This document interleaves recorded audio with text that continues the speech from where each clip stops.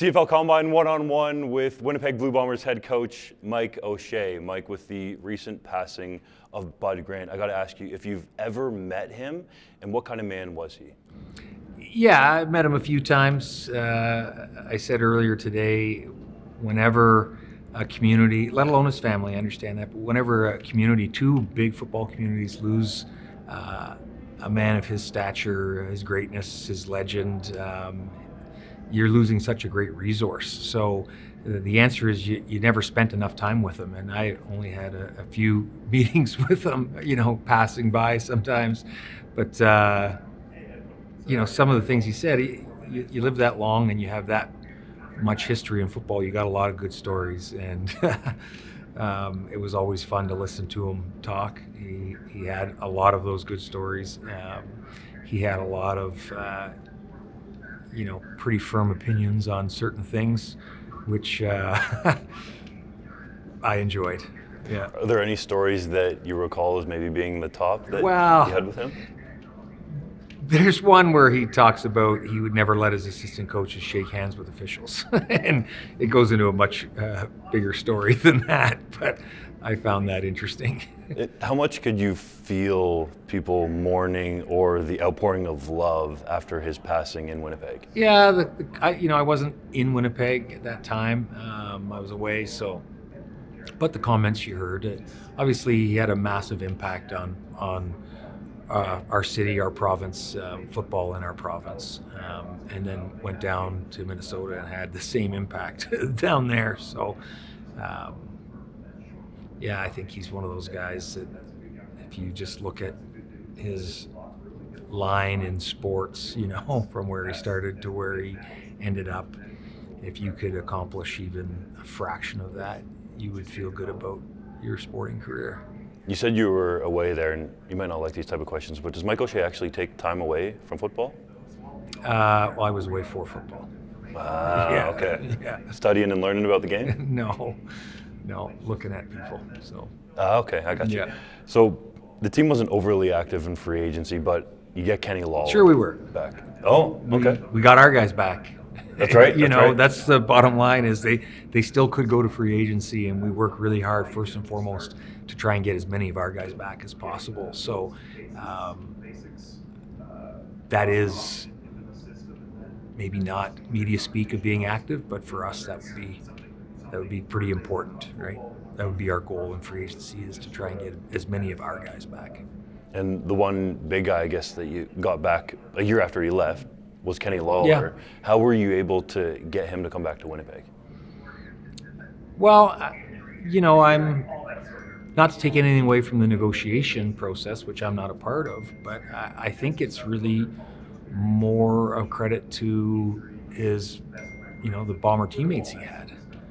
I think,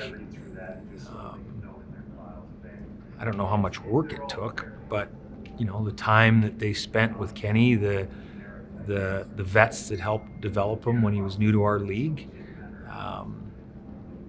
the relationships that were forged in that locker room, I think a lot of credit should go there too.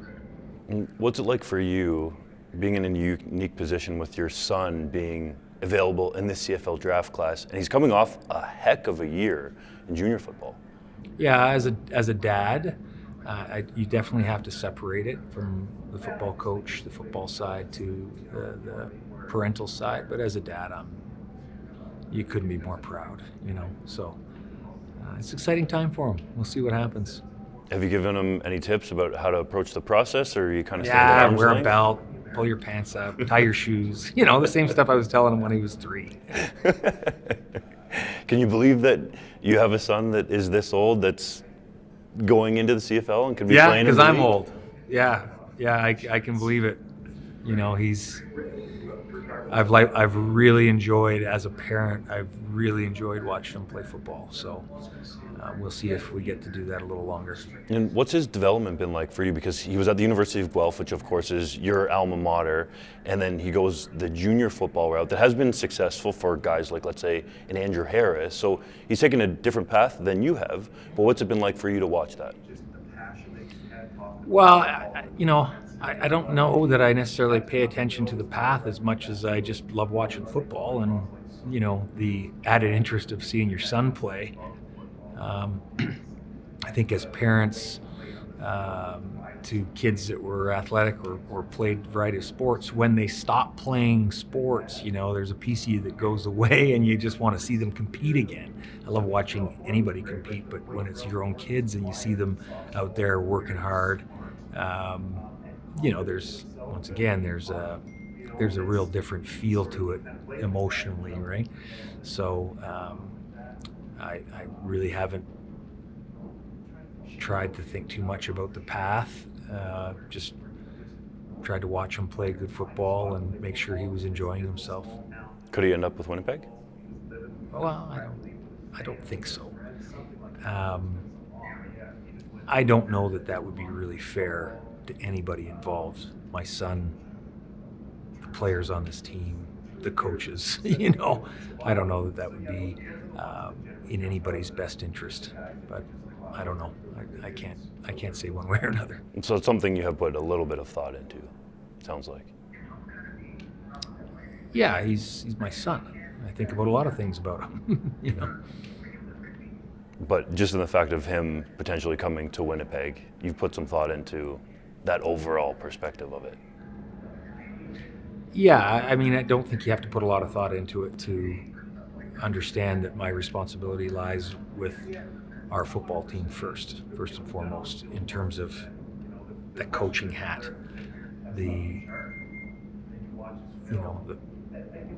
dad side. I just want to see him keep playing as long as he can. We'll have to find out where that is in the CFL draft. Thanks for the time, Mike. Yeah, thank you. Appreciate it.